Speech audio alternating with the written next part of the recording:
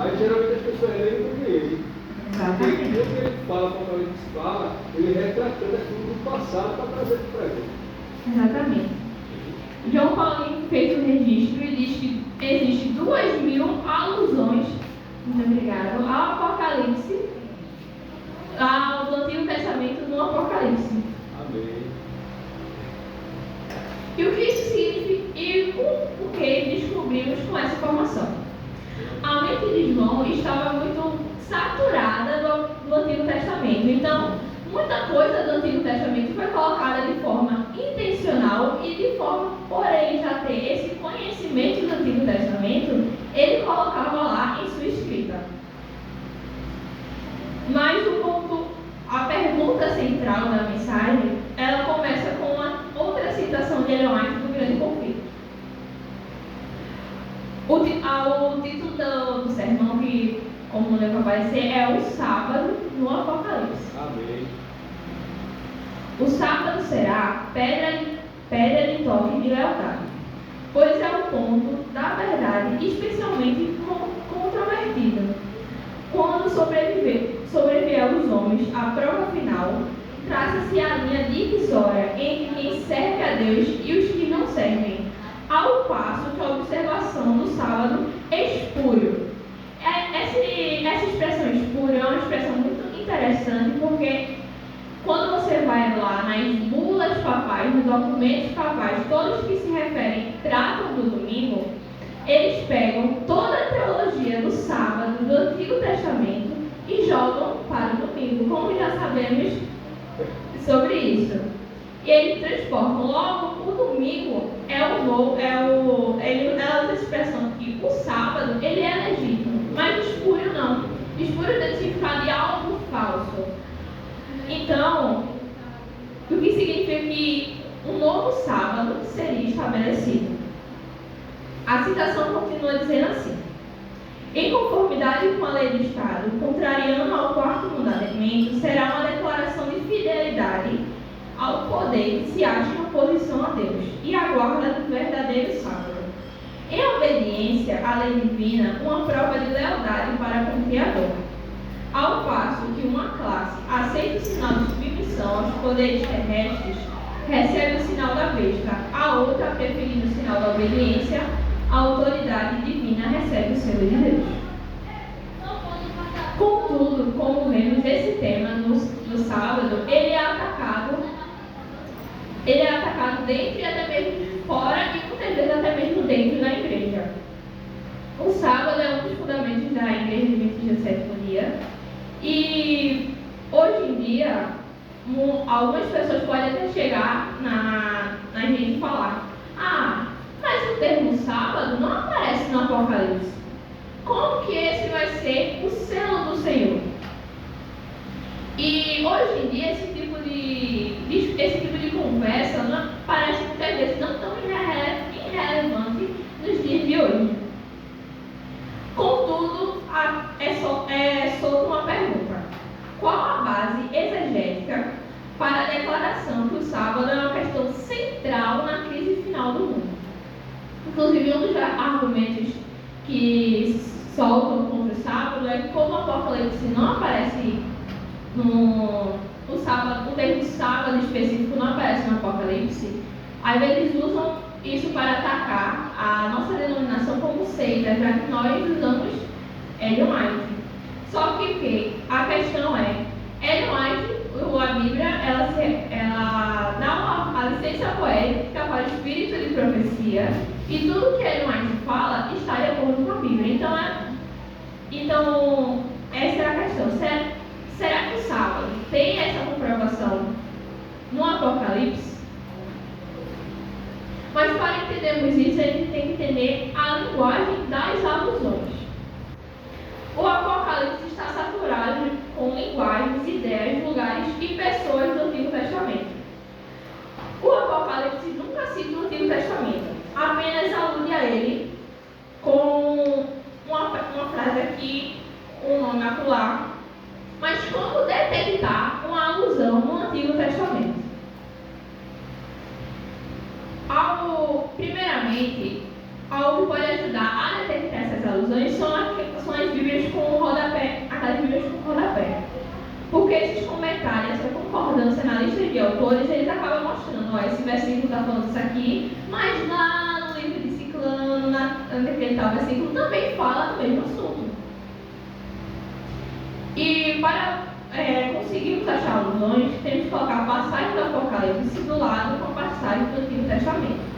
E tentar encontrar três coisas. Encontrando essas três coisas, você acha uma alusão, que são paralelos verbais, temáticos e estruturais entre cada uma das passagens.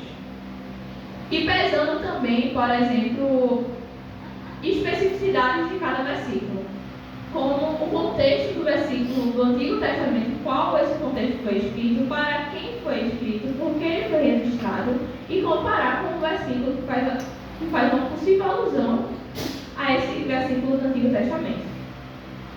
Um exemplo de alusão encontramos em Apocalipse 13, de 1 a 2. Vamos abrir a nossa Bíblia em Apocalipse 13, versículo 1 a 2.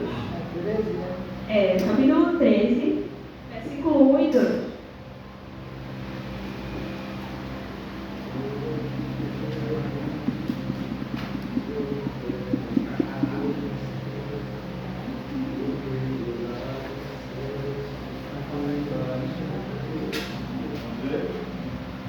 Olha aí. Apocalipse 13, 1 e 2. Vi emergir do mar uma besta que tinha 10 chifres, 7 cabeças, e sobre os chifres 10 diademas, e sobre as cabeças nomes de blasfêmia. A besta que vi era semelhante a leopardo, com pés como de urso e boca como de leão. E deu do dragão seu poder, seu trono e grande autoridade. Amém. Onde encontramos essa linguagem no Antigo Testamento? Lembra alguma passagem, essa descrição? Daniel 7. Quais a base da descrição? Leão, urso, um animal terrível e espantoso, chifres. O que se percebe é que João usa a linguagem de Daniel e aplica para o contexto que ele está escrevendo. E essa eu acho que é uma das mais claras que a gente encontra no Apocalipse. No entanto, nem tudo é tão claro como essa passagem de Daniel 7 e Apocalipse 13. Aí que entra a pergunta: como saber quando a evidência não está tão clara quanto Apocalipse 13 e Daniel 7?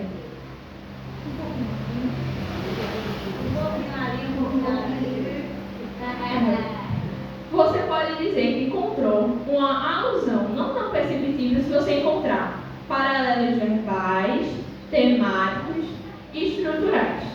Mas para encontrarmos tais paralelos, nós temos que saber o que significa cada um. Foi? Vamos começar primeiro com os paralelos verbais. Os paralelos verbais são palavras que se destacam em comum. Por exemplo, como vimos em Apocalipse 13 e Daniel 7. Um leão, urso, chifres, leopardo. O outro paralelo são os temáticos. Os temáticos podem ocorrer quando há apenas uma palavra em comum ou até mesmo nenhuma. Envolve o paralelo de uma ideia ou tema que estão sendo abordados em ambos os textos. Não necessariamente assimilados por palavras paralelas. Esse último temático é o mais fraco entre eles, porque as temáticas podem variar e falar de vários sentidos diferentes. E o último são os paralelos estruturais, quando há várias palavras do tema em uma seção em comum, e eles fornecem de um modo geral o mesmo tema e as mesmas palavras, que é uma das evidências mais fortes de alusão. Os exemplos de paralelos estruturais que nós podemos encontrar no Apocalipse são o uso do texto de Ezequiel, aonde em Apocalipse 4 e 7, os capítulos, fala sobre o selamento. E nisso, se você for ler em Ezequiel, mais ou menos do capítulo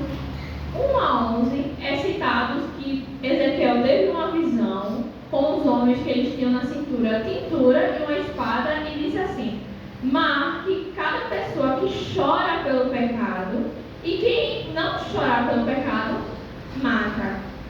E assim, antes da destruição de Israel. E também Ezequiel, no capítulo 43 ao 47, ele tem uma visão de um rio, onde esse rio nasce do trono, começa no tornozelo, e onde as folhas das árvores caem, há cura para as nações. E se a gente for ler em Apocalipse mais lá para frente, o rio da vida, o rio das águas da vida, entre outros exemplos, como as pragas do Êxodo e as trombetas com as pragas que terão no mundo, a queda de Babilônia. E a gente vê que nessas alusões, João pega essa linguagem e aplica para o contexto dele e é como se ele dissesse assim, premeditasse. O leitor está lendo Apocalipse, logo ele conhece o Antigo Testamento. E para ele entender, ele tinha que voltar lá em Daniel, lá em Ezequiel, para quando voltasse em Apocalipse, encontrasse aquele significado. Mas aí voltamos à questão principal. Qual o papel do sábado na crise final da história desse planeta? O texto básico acerca desse assunto se encontra em Apocalipse, capítulo 12, 17.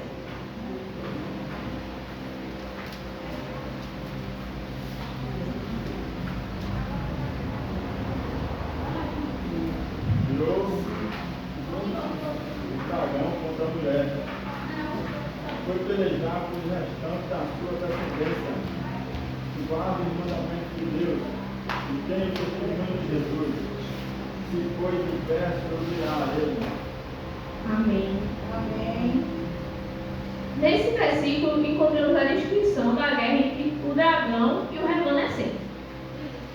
É muito comum no Apocalipse só que dar um resumo dessa guerra. É muito comum acontecer no Apocalipse ele dar um versículo com resumo, e nos próximos versículos está a descrição mais acentuada dessa guerra, como o capítulo 13 e 14 serve como o desenvolvimento dessa declaração básica.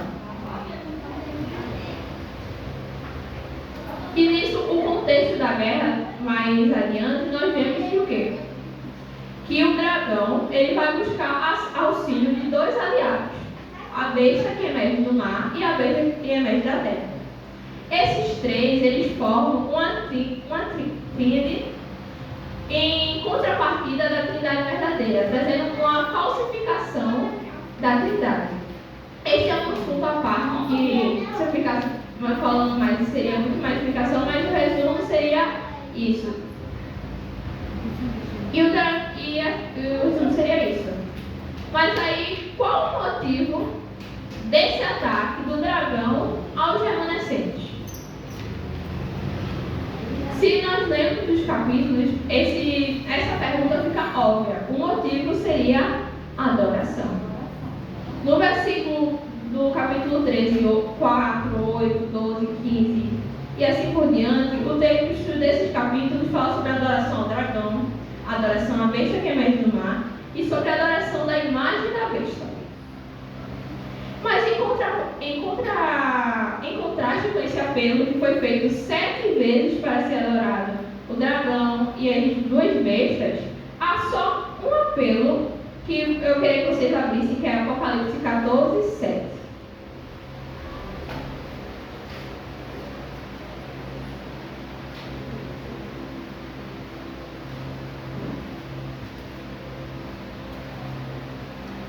Dizendo em grande voz: temei a Deus e dá-lhe glória, pois é chegada a hora do seu juízo, e adorai aquele que fez o céu, a terra e o mar. A adoração, de forma patente, é a questão central em volta dessa crise que vai ter. Mas aí fica a questão. Lemos esse versículo. De onde esse versículo traz uma lembrança de alguma linguagem do Antigo Testamento? Nos lembra qual capítulo, qual versículo? Capítulo 20, verso 8. Êxodo 8, 11. que lembre-te do dia de sábado para santificar, 6 dias trabalharás.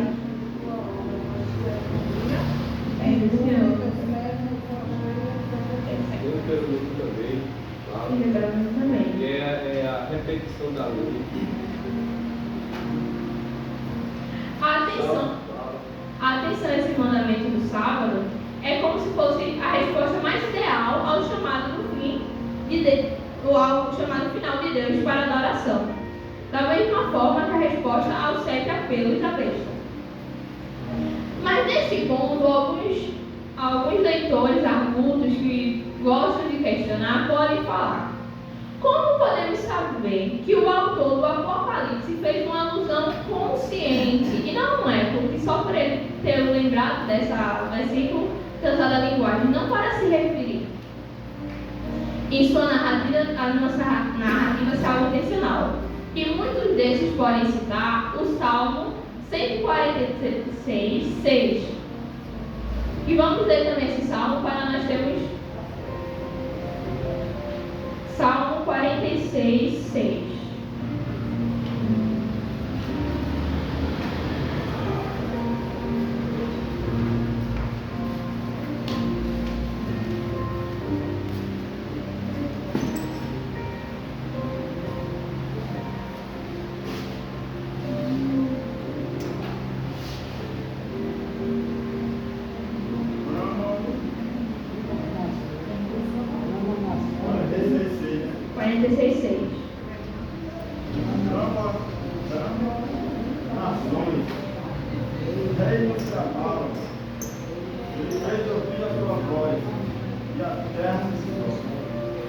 É 146, mas eu dou uma lida aqui. Que fez os céus e a terra, o mar e tudo que neles há, e mantém para sempre a sua fidelidade. Agora vamos analisar os paralelismos entre Êxodo 28 a 11 e Salmos 146, 6. Se você for analisar, há paralelismos temáticos entre Apocalipse 12, 7 e Êxodo 20? Eles falam do mesmo tema? Falam. Os primeiros 4 mandamentos contêm 3 motivações: obediência, juízo e criação. E como vemos, as 3 mesmas motivações de Apocalipse 14, 7. Mas algum desses temas também ocorre em Salmos 46, 6? Ocorre. E se examinar, vemos também sobre o tema da salvação, criação e o tema do juízo. Se nós não encontramos alusões verbais e nem temáticas, vamos para as estruturais. Examinemos agora a evidência estrutural do Apocalipse 14 e 12. Os 10 mandamentos, dos quais Êxodo 20 e 11 é uma parte, parece ser uma estrutura principal de Apocalipse, essa parte de Apocalipse. O remanescente é caracterizado, entre outras coisas, como sendo aqueles que guardam os mandamentos de Deus.